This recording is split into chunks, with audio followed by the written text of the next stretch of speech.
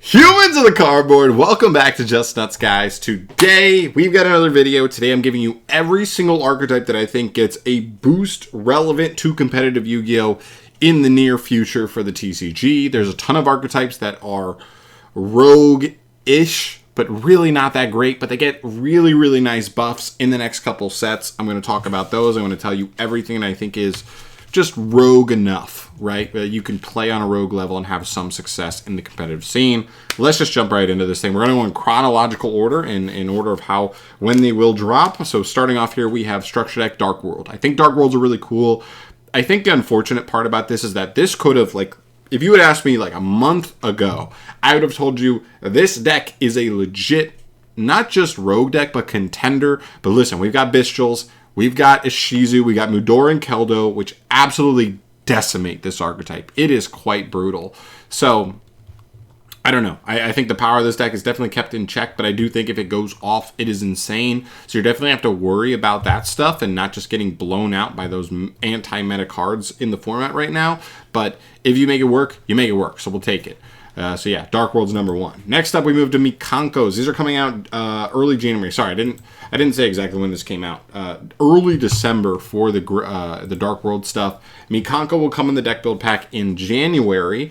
Although this has seen some pushback. This set has seen a little bit of moving back, in terms of Konami not being able to produce it in time and moving it back in terms of their schedule. But Mikanko is really cool. It's one of those super splashable archetypes that could end up seeing play in a myriad of different decks. I'm very curious of where they actually end up seeing the most play, but I think they're a really cool supplemental archetype. We could see it in Libromancer, we could see it in Infernobles. There's a handful of other archetypes that it could end up in. It's pretty respectable ritual support at the end of the day. So it's really cool. Can't wait to see where it ends up. I think it's really cool. But yeah, the other two archetypes, unfortunately for me, guys, I'm leaving them off the list. I don't think they were quite good enough.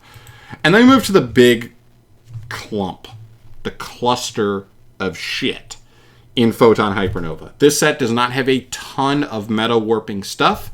Has a couple of things that I think are interesting, and then it gets to a ton of rogue stuff. So let's start with the meta stuff. First off is Kashtira. Kashtira gets an insane buff in this set. I would say Kashtira could not even play as a pure archetype prior to this set, and then they become a full-on meta-relevant archetype post this set. They get stuff like Rise Heart, a legit normal summon, if need be. They get a field spell that searches their monsters. They get a new spell extender that summons any Kashtira out of the deck, and then all of them just search there. So that's just a +1 straight up.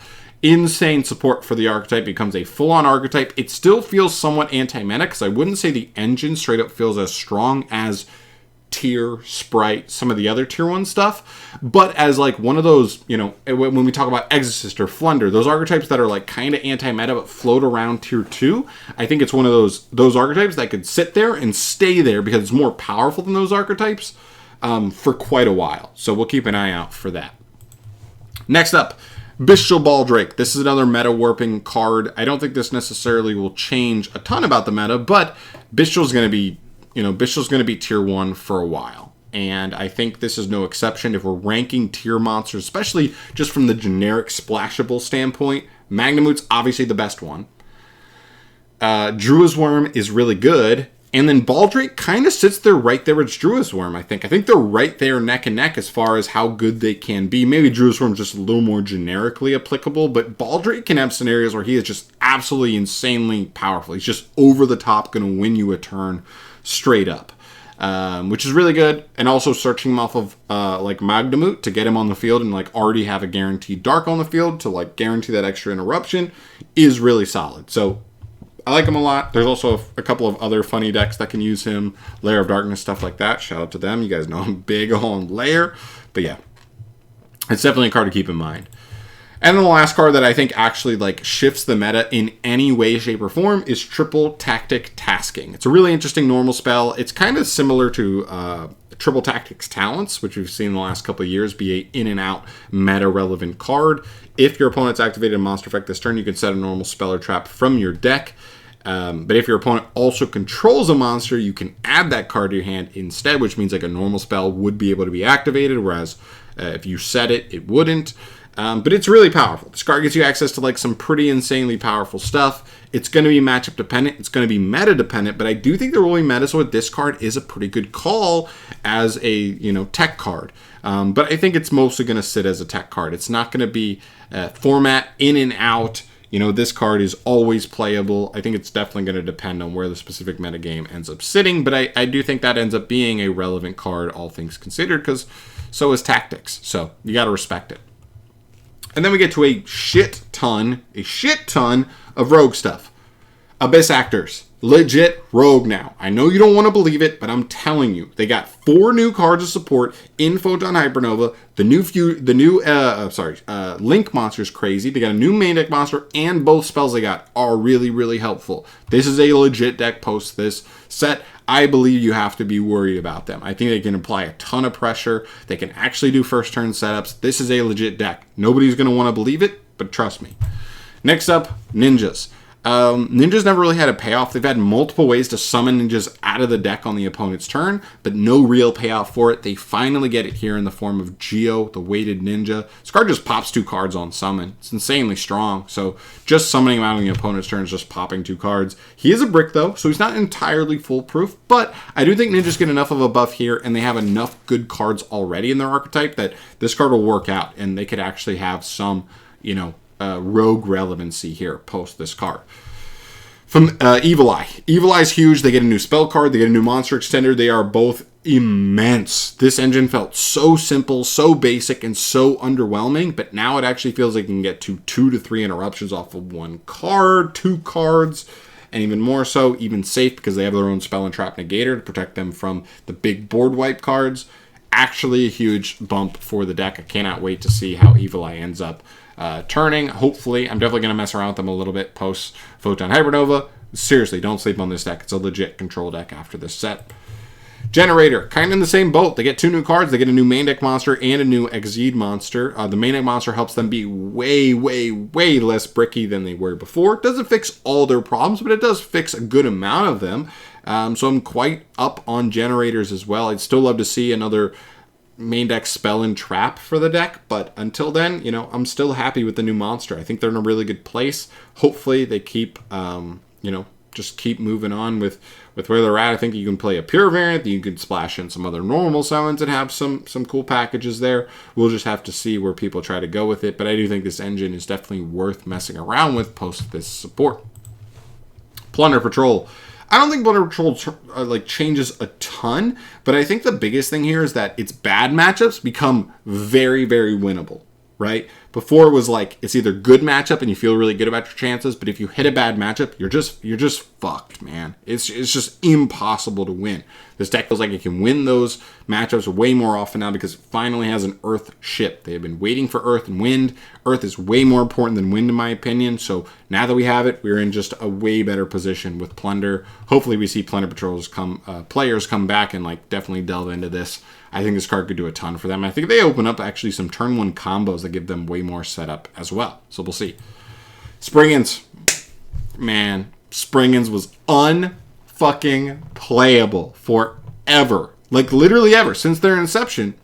And now I think they're a legit good rogue deck. This card is crazy. Gigantic Champion Sargus plus the quick play spell they get that searches any Springin card is so good. This deck's in a really solid spot. Still a little bit bricky at times. You do need to kind of build the deck in a way that it maintains consistency, which may not lead it to go second as well, but I still think it's in a place where it can compete with some of these top decks. Its engine is so much better now. So I love it. I think it's a really good spot. I think it's a little bit splashable for other decks too. We'll see where it ends up, but yeah, really solid.